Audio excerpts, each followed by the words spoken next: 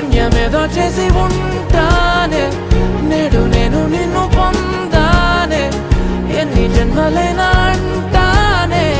నా ఫేవరెట్ నా పెళ్ళామే నాడు బ్రహ్మ కోరి రాసి